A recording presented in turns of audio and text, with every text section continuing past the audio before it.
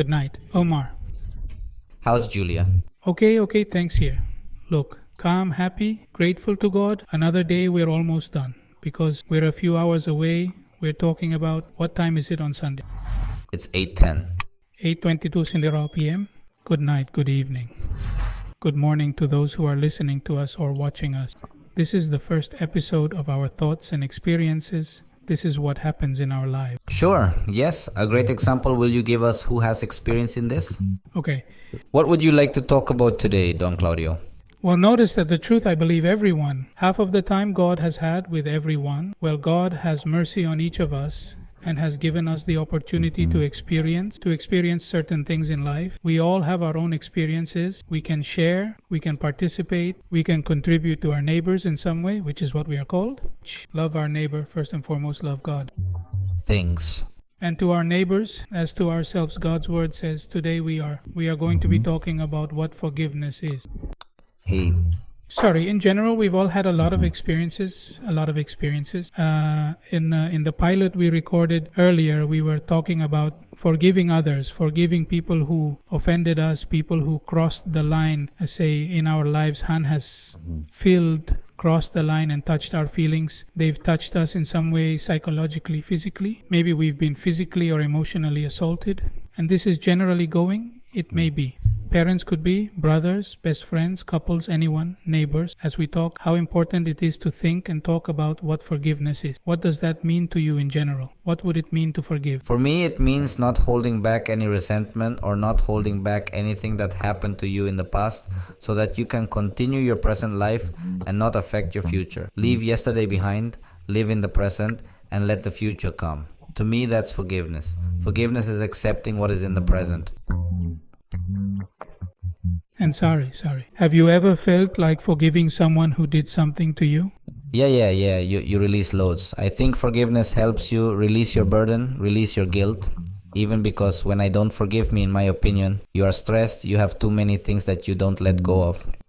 And sometimes I feel that the best way to do things is to forget, forgive, and live for you again, which is forgiveness. So notice that I've been learning little by little. Look, you don't need to do one and age has nothing to do with being able to keep learning. I'm 60 years old and almost 3 years old, and I've been learning more about forgiveness, especially remembering the damage, the offense they have done to one, even from childhood, and that may one. One, as you say, you live with those bitterness, and those bitterness are in your heart. Go learn. I've been learning that all those kinds of things have to be left behind. They must be eliminated precisely because now scholars and scientists say that resentment, bitterness will make you physically sick and can cause you to become ill, even incurable chronic diseases. And notice that's true, but what do you think? Even the same Bible says it's one if one has hatred, one if one has resentment. That even the tweeters of his bones can be damaged, and it's very true. So gradually I learned to forgive and heal because forgiveness is clear healing, physically and psychologically. Because you think people don't forgive? I think it's because, in my case, having that feeling is a feeling that a lot of people enjoy in a way, sadly enjoy. See suffering too. Feel that resentment, have that barrier, have that wall, and there is no access to be able to communicate with someone. I hurt you. Before you approach that person, or one approach that person, he would rather avoid him. I don't know many people, but I think he enjoys him, hates him, does not forgive him, even from there, because revenge comes from him. Because if a person has a grudge and unforgivable, the only thing that can provoke you is to manipulate bad thoughts in a way that creates discreetness. Did you do that to me? And now I'm going to do that and make it clearer? So really? Well, it's a pretty deep topic. Pretty strong because we have so many wars. Well, but wars mean another one. That's it. It's already a hate. It's a grudge based on a lot of things. I think war and all this is based on more political, more self-interest than I hate. I think it's more political because yes, it's not so much because they hate certain tribes in other countries. I'm sorry. I don't think so.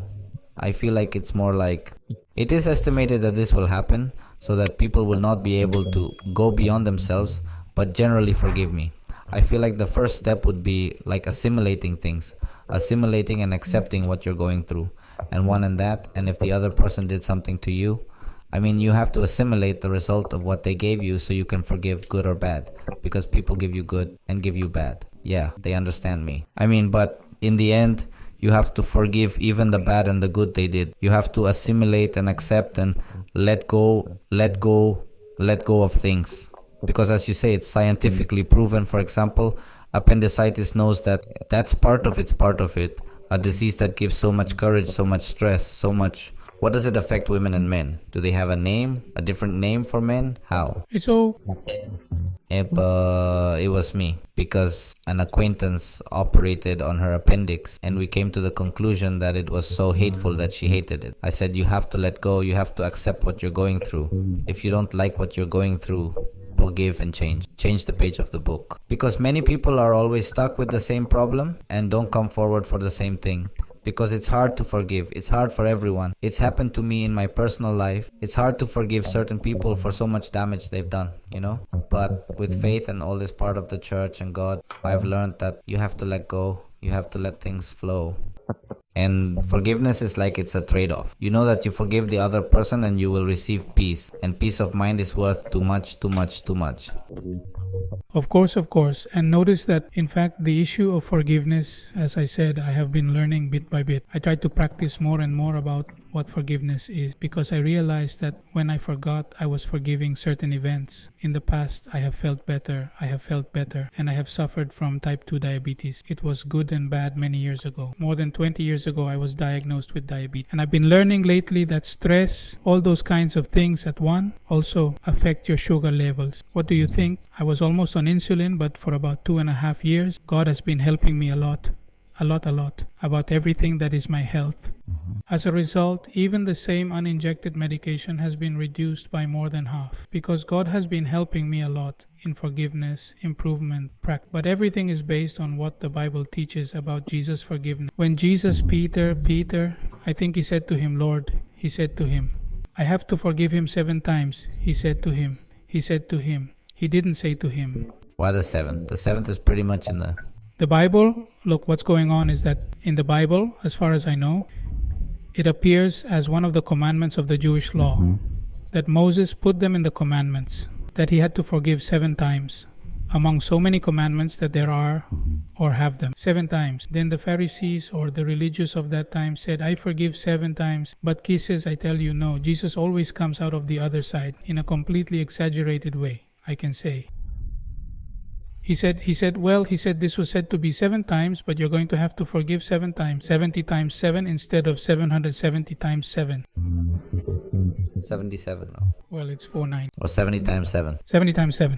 490, yes. What do you think is the method, or is there a method to forgive a person? The best way is to educate yourself first. Educate yourself that you are hurting those bitterness, only making you sick. You won't hurt someone who is happy with life, walking or enjoying your life. Because many people don't even know they offended you. Let's leave. That is step 1. What is it? Step 1, sit down and analyze the problem. Why? Because the problem may have been the simplest, most trivial thing in the world. Even value it. Put it on a scale like this. If it's not worth it, because I was mad at my friend or my brother. He likes to take a long queue. I like to drink lemonade because we quarreled about it. And we started sure. Extreme. 1 will be analyzed, and also realize that sometimes 1 itself can be the problem. Well, that 1 itself could be, the problem would already be a little relative, wouldn't it? Because if everyone doesn't like me, then I finally have to analyze what's going on, right? But if people really, does he envy you? Because, well, God has blessed him. You don't know Joseph, for example. Joseph, the one in the Bible, the son of the Israelites, the son of the tribe of Judah, the son of Jacob. Okay. I'll comment, right? One of the sons of Jacob Israel. He came to Joseph, one of the children of this biblical character. God gave him dreams. He had dreams. He came and told his brothers. He told his brothers about the dreams God had given him. Then all the brothers started to hate him. They started to look bad at him. They said, let's get out of here. They put us in there. Let's turn it off. That's what I pay for this one. They put it in a well and were going to leave it there. But a merchant passed by and gave it to him to take away and eventually take it to Egypt. with AA being sold as a slave. And what happened to that? Well, back to the point. He didn't blame them for hating him. A person is not necessarily guilty of being hated or envied. The point here is that we are talking about what forgiveness is, what we need to learn that AA, recognize and understand what forgiveness is, and try to practice it. Forgiveness, because it causes a lot of pain. in our lives, in our bodies, in our whole being, and it doesn't help us at all. Of course, it doesn't help us at all. It just makes us sick. It makes us sick. It makes us conflicted. In fact, because it's beautiful. It's nice to feel one, that you can forgive someone who knows you've committed a mistake against one. I'm glad they forgave him because I felt good when they forgave me. When it cost me too much, it cost me. Because I remember a lot. I'm a lot of no, I don't mean vengeance, but if it's me sometimes holding a grudge for a while. After a while, based on some of the actions I'm taking, I'm learning to forgive people, but it's not easy. Forgive your neighbor or others, or even yourself. I think that's a very important issue.